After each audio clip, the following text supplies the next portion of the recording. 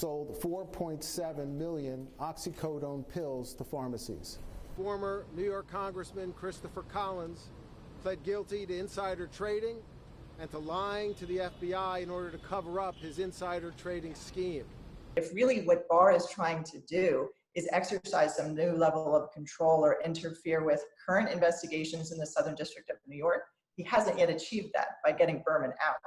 And so I think there's a sense of unease that this isn't fully settled or resolved, that there could be some action taken, possibly, to oust Audrey Strauss. We've already seen a crisis of confidence in the criminal justice system for so many other reasons, given recent events. But we have this bastion of prosecutors who are committed to pursuing prosecutions, right? The line is without fear or favor, not being swayed by political winds, and really standing up for that. And it's clear that Berman has stood up for that. It was clear that Preet stood up for that. And that is the history and tradition of the office. If that falls, and the public believes that prosecutors are just political lackeys, you'll have a public who loses confidence in the legal system, loses respect for the law. I mean, that to me is a crisis for democracy.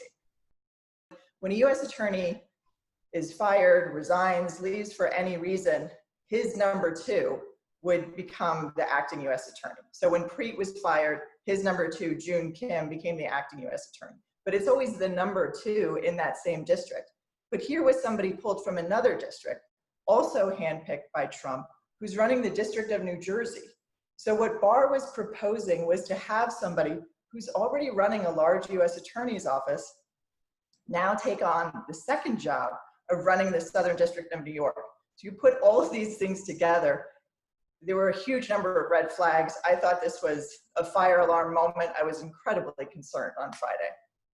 I know I would certainly feel extra motivated right now if I were working on an investigation that I thought Barr might take a special interest in. If you don't know who might come knocking the next day on your door and ask you to put that investigation to the side, you're going to work overtime to build the case as quickly as you can, to bring charges, to do what you need to do.